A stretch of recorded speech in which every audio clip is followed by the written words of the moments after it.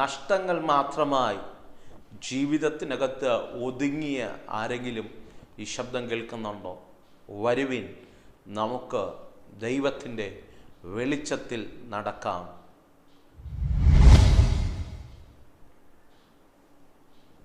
അതെ, വരുവിൻ, നമുക്ക് യഹോവയുടെ വെളിച്ചത്തിൽ നടക്കാം. നല്ലൊരു പ്രഭാതവന്ദനം ഞാൻ ആശംസിക്കുകയാണ്. ജേണി വിത്ത് ഹോളി സ്പിരിറ്റ് എന്ന ദൈവിക സന്ദേശവുമായി ഈ പകലും നിങ്ങളുടെ മുൻപിൽ കടന്നു വരുവാൻ ദൈവത്തിനാൽ ഒരുക്കുന്ന വലിയ കൃപകൾക്കായി ഞാൻ എൻ്റെ ദൈവത്തെ സ്തുതിക്കുന്നു, സ്തോത്രം ചെയ്യുന്നു. ഈ പ്രഭാതത്തിൽ ദൈവം നിങ്ങളോട് കൃത്യമായി സംസാരിക്കട്ടെ എന്ന് ആഗ്രഹിക്കുകയും പ്രാർത്ഥിക്കുകയും ചെയ്യുകയാണ്. കഴിഞ്ഞ ദിവസങ്ങളുടെ സന്ദേശങ്ങളെല്ലാം നിങ്ങൾക്ക് അനുഗ്രഹമായി എന്ന് കേൾക്കുന്നതിൽ അതിയായ സന്തോഷമുണ്ട്.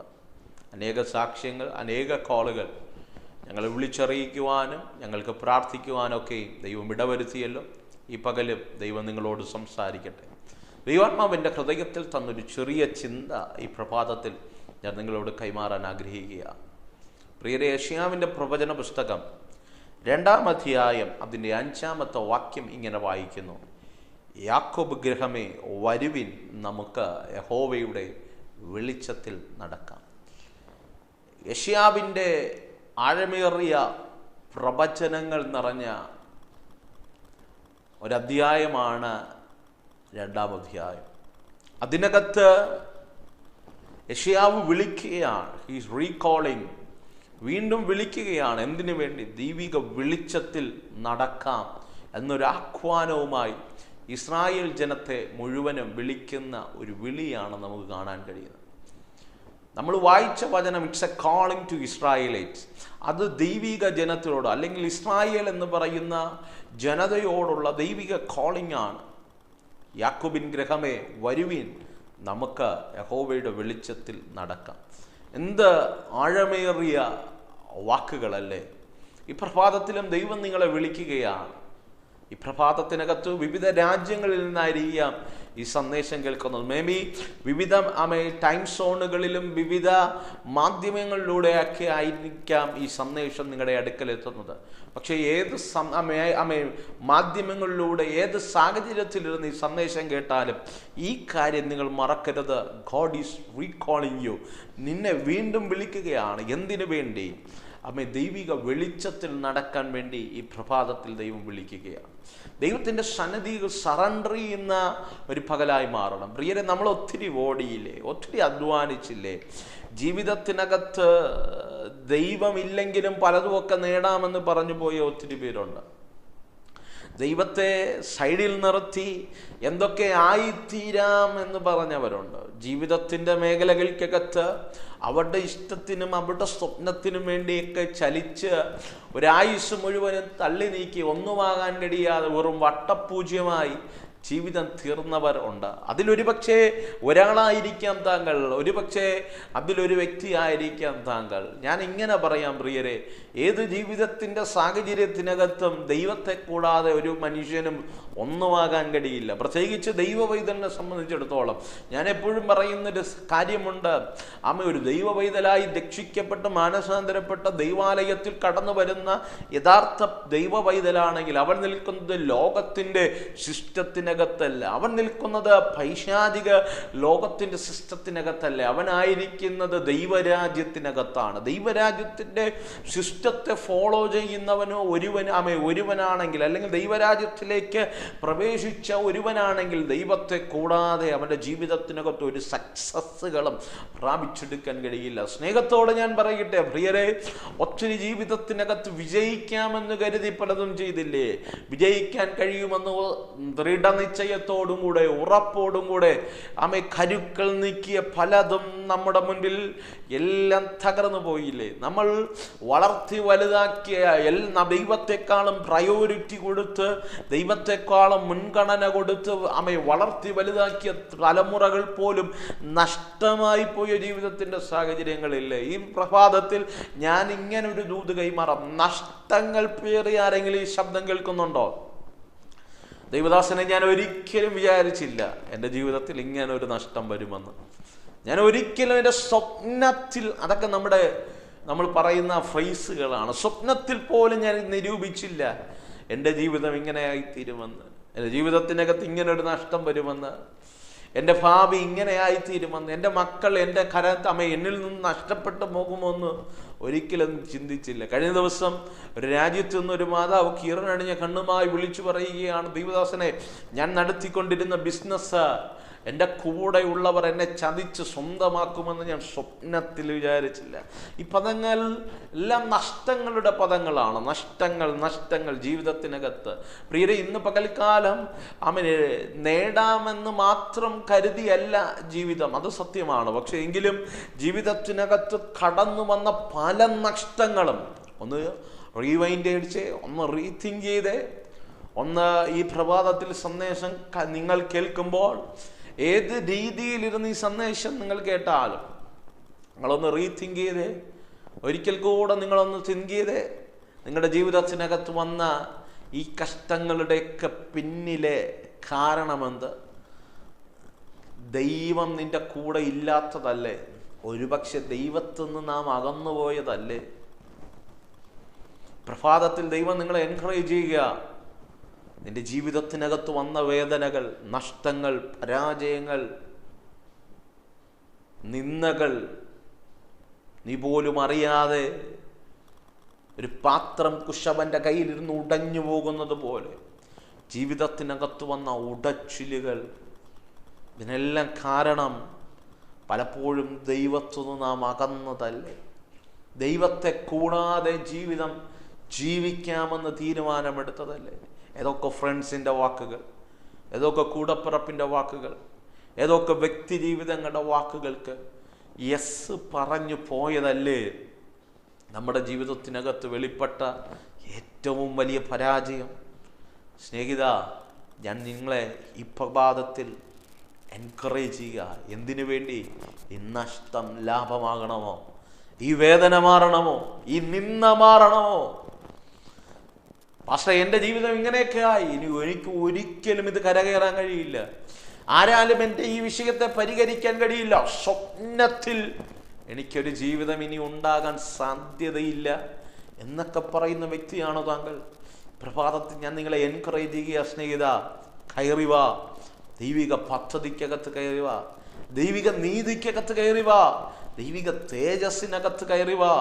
ഈ പകൽക്കാലം ദൈവത്തിന് നിന്നെ ആവശ്യമാണ്, ദൈവത്തിന് നിന്റെ കുടുംബത്തെ ആവശ്യമാണ്. വേദപുസ്തകത്തിനകത്ത് നഷ്ടങ്ങളുടെ കഥ പറയുന്ന ഒരു അധ്യായമാണ് ലൂക്കോസ് 15. അവിടെ കാണാൻ കഴിയുന്നുണ്ട്, 100 ആടുള്ള ഒരിടയന്റെ ഒരാട് നഷ്ടപ്പെടുകയാണ്. 10 ദ്രഹ്മയുള്ള ഒരു സ്ത്രീയുടെ ദ്രഹ്മ നഷ്ടപ്പെടുകയാണ്. 100-1, 10-1, 2 മക്കളുള്ള ഒരപ്പൻ്റെ ഭവനത്തുനിന്ന് ഒരു മകൻ നഷ്ടപ്പെടുകയാണ്. നഷ്ടങ്ങളുടെ ലിസ്റ്റാണ് അവിടെ കാണാൻ കഴിയുന്നത്. എന്നെ ഒത്തിരി ചിന്തിപ്പിച്ചൊരു പദം ആ 2ാമത്തെ ഉപമയിലുണ്ട്. 10 ദ്രഹ്മയുള്ള ആ സ്ത്രീയുടെ പക്കൽ നിന്ന് 1 ദ്രഹ്മ നഷ്ടപ്പെട്ടു പോയപ്പോൾ അവൾ ചെയ്തൊരു ക്രിയയുണ്ട്, ഒരു പ്രവൃത്തിയുണ്ട്. മലയാളത്തിൽ അതിനെ ക്രിയ എന്ന് വേണമെങ്കിൽ പറയാം. അവൾ ചെയ്തൊരു പ്രവൃത്തിയുണ്ട്. അവൾ ചെയ്ത പ്രവൃത്തി, അവളുടെ ദ്രഹ്മ നഷ്ടപ്പെട്ടു എന്ന് തിരിച്ചറിവ് അവൾക്കുണ്ടായപ്പോൾ, ഈ പ്രഭാതത്തിൽ എന്തെങ്കിലും ജീവിതത്തിനകത്ത് നഷ്ടപ്പെട്ടു എന്ന് തിരിച്ചറിവുണ്ടായിട്ടുണ്ടോ? നമുക്കൊക്കെ തിരിച്ചറിവ് വരുവാൻ ഇച്ചിരി പ്രയാസമാണ്. നമ്മുടെയൊക്കെ തിരിച്ചറിവൊക്കെ നമ്മുടെ ജീവിതത്തിനകത്ത് നേരത്തെ വന്നെങ്കിൽ ഈ തകർച്ച പലതും നമ്മുടെ ജീവിതത്തിനകത്ത് വരില്ലായിരുന്നു. ചിലരെ സംബന്ധിച്ചിടത്തോളം ഒരു സഭയുടെ പാസ്റ്റർ ആയതുകൊണ്ടറിയാം, ചില വിശ്വാസികളെ സംബന്ധിച്ച് അവർക്ക് തിരിച്ചറിവ് വരുന്നത് എല്ലാം തകർന്ന് അവസാനത്തെ ബേസ്മെന്റിന്റെ കല്ല് ഇളകി പോകുന്ന അവസ്ഥയില്ലേ, അപ്പോഴേ തിരിച്ചു ഇറങ്ങി വരത്തുള്ളൂ. സ്നേഹത്തോട് ഞാൻ നിങ്ങളോട് പറയാം, നിങ്ങൾ തിരിച്ചറിവുള്ളവരായി മാറണം. എന്ത്? നിങ്ങളിൽ നിന്ന് നഷ്ടപ്പെട്ട് പോയെന്ന് ഉറപ്പുണ്ടെങ്കിൽ, അല്ലെങ്കിൽ ജീവിതത്തിനകത്ത് എന്തെങ്കിലും നഷ്ടങ്ങൾ വെളിപ്പെടുന്നുണ്ട് എന്ന് ഉറപ്പുണ്ടെങ്കിൽ ആരെയും നോക്കരുത്. നഷ്ടങ്ങൾ വന്നാൽ ആരും കൂടെ കാണില്ല. അവരെന്ത് കരുതും, അവരെന്ത് അമ്മ ഇങ്ങനെ ചിന്തിക്കും എന്നൊന്നും കരുതരുത്. നീ നിന്നോട് തന്നെ ചോദിക്കണം, ഈ നഷ്ടം വരാൻ കാരണമെന്ത്? എൻ്റെ ജീവിതമാണോ? ദൈവമായുള്ള ബന്ധമാണോ? യെശയ്യാവിൻ്റെ ഭാഷയിൽ പറഞ്ഞാൽ ദൈവിക വെളിച്ചത്തിൽ നാം നടക്കാത്തത് കൊണ്ടാണോ? എൻ്റെ വീട്ടിനകത്ത് ദൈവത്തിൻ്റെ പ്രകാശം കുറഞ്ഞത് കൊണ്ടാണോ? ദൈവ സാന്നിധ്യം കുറഞ്ഞത് കൊണ്ട്? റീതിങ്ക് ചെയ്യണം. You need to rethink about that. ആ തിരിച്ചറിവ്, ആ ബ്രഹ്മ നഷ്ടപ്പെട്ട ആ സ്ത്രീ അവൾ തിരിച്ചറിയുകയാണ്, നഷ്ടത്തെ തിരിച്ചറിയുകയാണ്. അവിടെയാണ് ഏറ്റവും വലിയ വിജയം. അതുകൊണ്ടാണ് വേദപുസ്തകത്തിനകത്ത്, വെളിപ്പാട് പുസ്തകത്തിലാണ് ഒരിക്കലും ഒരു പദം ഇങ്ങനെ പറയുന്നുണ്ട്, നിങ്ങൾ ഏതിൽ വീണിരിക്കുന്നു എന്നോർത്ത് മാനസാന്തരപ്പെടുക എന്ന് പറഞ്ഞാൽ നഷ്ടത്തിൻ്റെ കാരണം എന്തെന്ന് ആ സ്ത്രീ മനസ്സിലാക്കി. ബ്രഹ്മ നഷ്ടപ്പെട്ടത് എവിടെയാണെന്ന് അവൾക്ക് പിടികിട്ടി. ബ്രഹ്മ കണ്ടെടുക്കണമെങ്കിൽ എന്തു ചെയ്യണമെന്ന് അവൾക്ക് മനസ്സിലായി. അവൾ ചെയ്തത് കേൾക്കണോ? അവൾ ഓടിപ്പോയി വിളക്ക് കത്തിച്ചു. അർത്ഥം, വിളക്കുണ്ടായിരുന്നെങ്കിൽ നഷ്ടപ്പെട്ടതിനെ വേഗത്തിൽ തിരിച്ചു കിട്ടുമായിരുന്നു, തകർന്നു പോയതിനെ വേഗത്തിൽ തിരിച്ചു കിട്ടുമായിരുന്നു. പക്ഷെ വിളക്കിന്ന് അണഞ്ഞിരിക്കുക. അവൾ ഓടിപ്പോയി വിളക്ക് കത്തിച്ചു. അതുകൊണ്ടാണ് യെശയ്യാവ് പറയുന്നത്, നിന്റെ കരത്തിൽ നിന്ന് നഷ്ടപ്പെട്ടത് തിരിച്ചു വരണോ? യാക്കോബിൻ ഗൃഹമേ വരുവീൻ, നമുക്ക് യഹോവയുടെ വെളിച്ചത്തിൽ നടക്കാം. നഷ്ടങ്ങൾ മാറണോ? ജീവിതത്തിൻ്റെ വേദനകൾ മാറണമോ? തലമുറയ്ക്ക് നല്ല ഭാവി ഉണ്ടാകണമോ? മാതാവേ, ഈ പകൽ നീ ഒരു തീരുമാനമെടുക്ക. തിരിഞ്ഞൊന്ന് നടക്ക്, ദൈവത്തിൻ്റെ വെളിച്ചത്തിൽ നടക്ക്.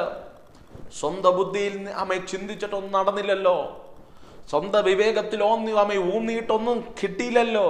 എല്ലാം പരാജയമല്ലേ, എല്ലാം തകർച്ചയല്ലേ. ദൈവസന്നിധി തീരുമാനമെടുക്ക.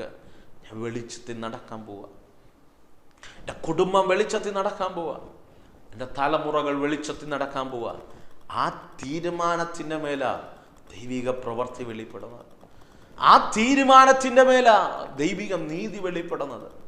ഈ പകൽക്കാലം നഷ്ടപ്പെട്ട ബ്രഹ്മ ലഭിക്കാൻ ആ യുവതി, ആ സ്ത്രീ വിളക്ക് കത്തിച്ച് അവൾ തിരഞ്ഞതുപോലെ ഈ പകൽക്കാല ദൈവത്തോട് പറ, കർത്താവേ, ഞാൻ പിന്മാറിപ്പോയി, എന്നോട് ക്ഷമിക്കണമേ.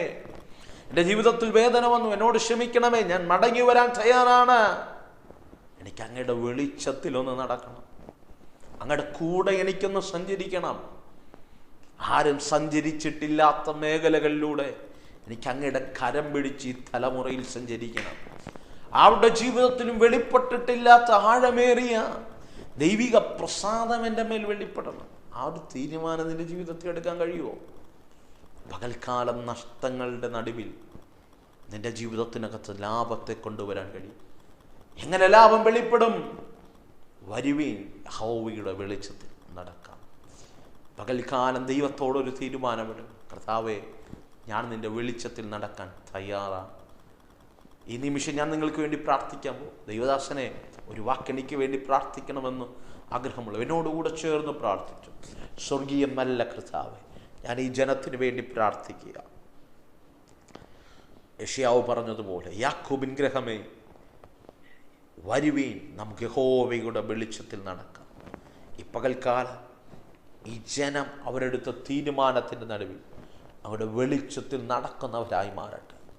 അങ്ങയുടെ വെളിച്ചത്തിൽ നടന്നാൽ ഇരുളിന് അവിടെ സ്ഥാനമില്ല.